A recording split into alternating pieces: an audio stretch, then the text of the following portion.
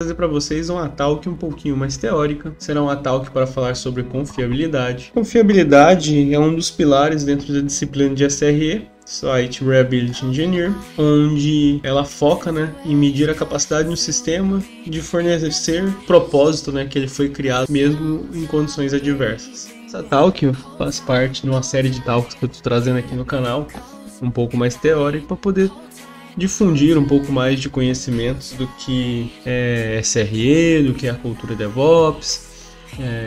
Agora, hoje, uma talk falando sobre um dos pilares dentro de SRE, da disciplina, porque eu vejo ainda que acontece no mercado muitas confusões, as pessoas acabam confundindo. Uma confusão clássica que acontece é chamar DevOps de cargo, DevOps é uma cultura aplicada dentro da disciplina de SRE e não um cargo, como acabou se difundindo aí, mas são coisas de mercado, a gente acaba tendo que acompanhar. Então, como eu falei para vocês, confiabilidade é a capacidade do sistema fornecer o propósito pelo qual ele foi feito para poder cumprir mesmo em situações adversas. A gente sabe que há diversos fatores ofensores, que venham a afetar a confiabilidade do sistema, de todo um ecossistema, de todo uma variante de aplicações ali, desde a sua arquitetura, até a qualidade do seu código, até os processos, até esse sistema chegar lá na ponta para ficar online,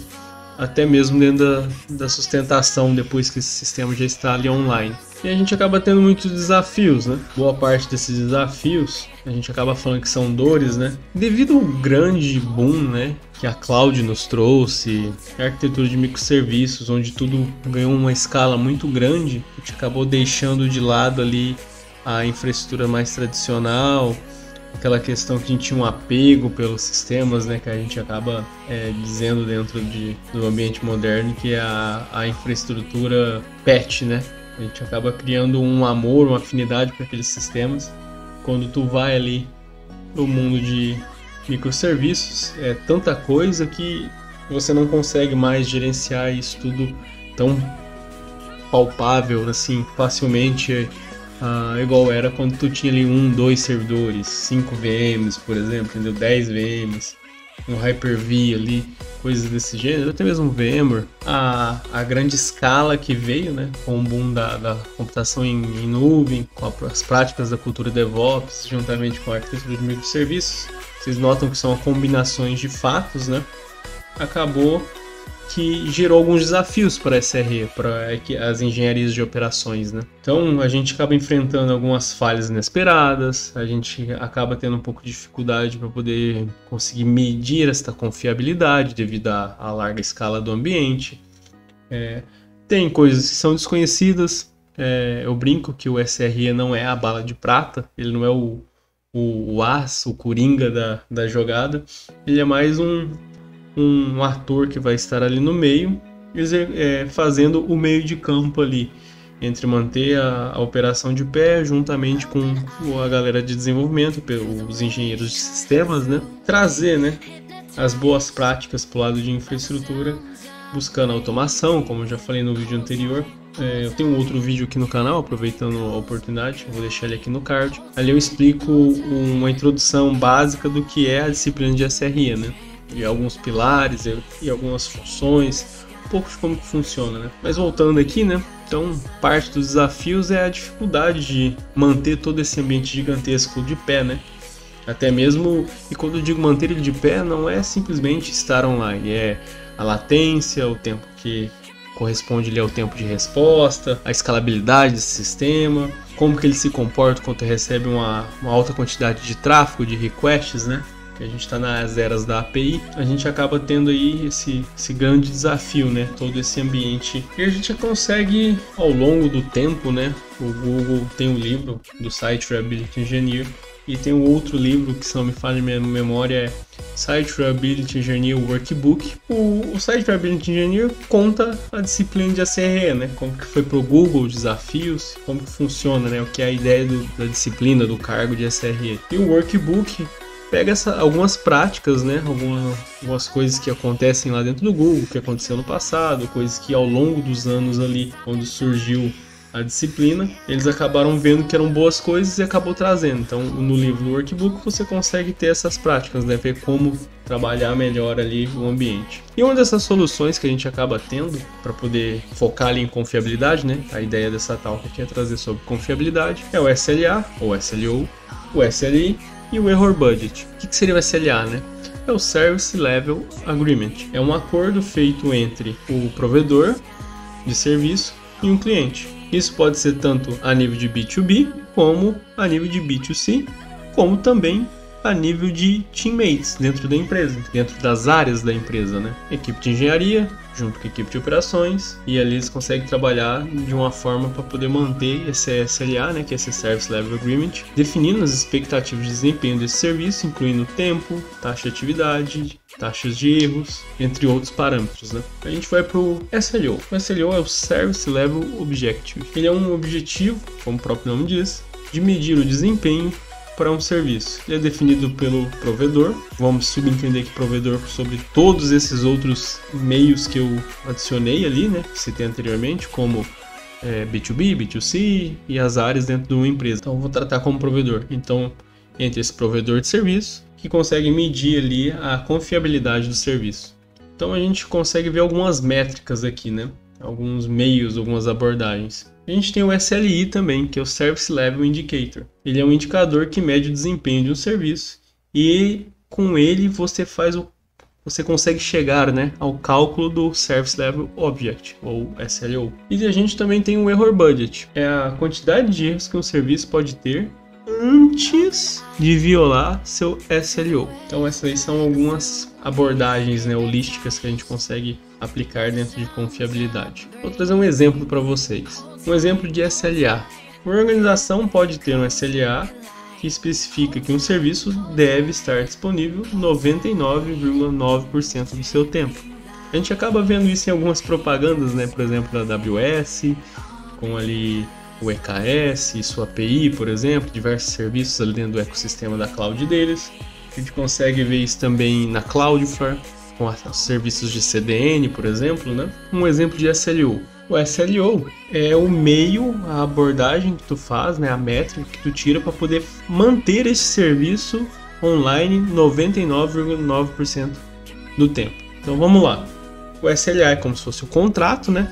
É o acordo que tu faz. E o SLO é a métrica, é o meio que tu vai realizar para poder conseguir falar que esse sistema vai ficar online 99,9% do tempo. E o SLI é a métrica que define o tempo de atividade, o tempo que esse serviço permanece online. Pode parecer um pouco confuso e de fato acaba gerando algumas dúvidas na cabeça da gente, mas é bem isso que eu estou trazendo aqui para vocês. Acaba sendo simples, mas no primeiro momento a gente acaba ficando um pouco confuso, né? E o Error Budget? O Error Budget é que para esse serviço ficar, né, 99,9% do tempo, o Error Budget dele seria 0,1%, ou seja, o que falta para ele chegar no 100%.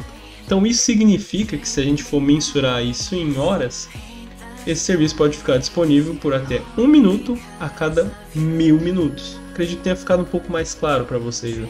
Então é meio que uma escalinha, né, de baixo para cima, né? Eu tenho o Error Budget, que eu chego no SLI, que o SLI eu consigo chegar no SLO, e o SLA seria o contrato geral ali, né? E como que a gente implementa, né, pessoal, a confiabilidade dentro do ambiente?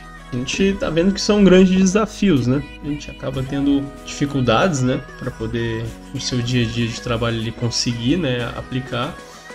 Eu trouxe então algumas abordagens, né, alguns meios, né, de como conseguir implementar. Então aqui também vou trazer para vocês algumas dicas. Então é aquilo que é o simples acaba sendo o mais importante, né? A gente acaba às vezes querendo justificar demais, a gente acaba querendo criar um negócio muito rebruscado, mas começa pelo básico, pelo simples, porque é a partir dali que tu vai conseguir daqui a pouco chegar numa maturidade, num ecossistema e num meio, né, que tu consegue criar um pouco mais de complexidade, né, vamos dizer assim, mas não seria essa a ideia também. Definindo objetivos claros, mensuráveis de confiabilidade. Esses serviços podem ser acordados com todas as partes, incluindo o cliente, os desenvolvedores, as operações. Então é preparar o meio de campo ali. E de uma forma franca, né? De uma forma realista, né? Não é avançar na lua achando que é queijo, né? Então comece pequeno, comece de uma forma baby steps. Acho que esse é o termo que eu queria trazer para vocês. Vai por baby steps, né? Vai incluindo ali passo a passo dentro do seu ambiente. Não tenta já colocar em todo de uma vez, ou então não esclarecer bem os papéis, né? A gente precisa definir os objetivos claros. Definindo esses objetivos, a gente vai criar um processo para poder conseguir coletar, fazer essa análise dos dados, da confiabilidade, né? Por meio das métricas que a gente vai estar coletando. Então, os SRE precisam coletar e analisar esses dados de confiabilidade para poder conseguir chegar ali, né? Na mensuração do SLO, do Error Budget, conseguir definir o SLA com mais precisão. Que dados são esses, né? São os dados de monitoramento, de desempenho, APM, log, evento, métricas, né? Que vai desde métricas básicas a métricas mais avançadas, que seria básica, né?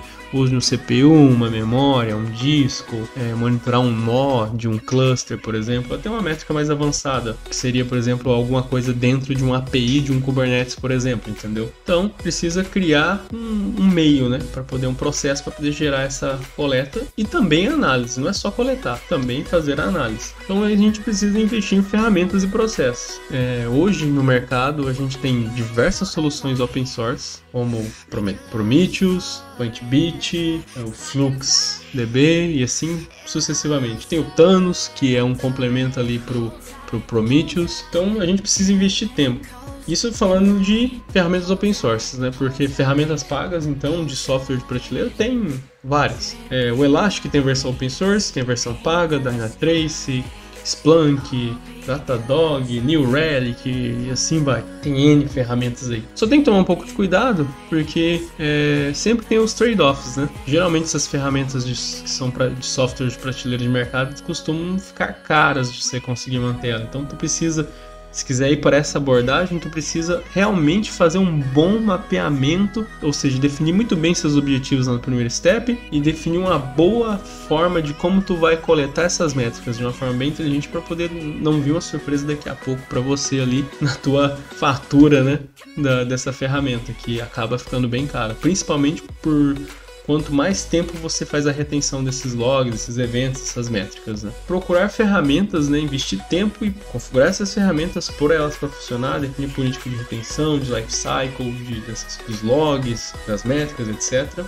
Como eu comentei ali no primeiro step, fazer parcerias com os outros times. Gente, SRE é um trabalho de uma via de mão dupla. Não pode existir silos entre o pessoal de operações e o pessoal de desenvolvimento. Essa galera tem que estar junto.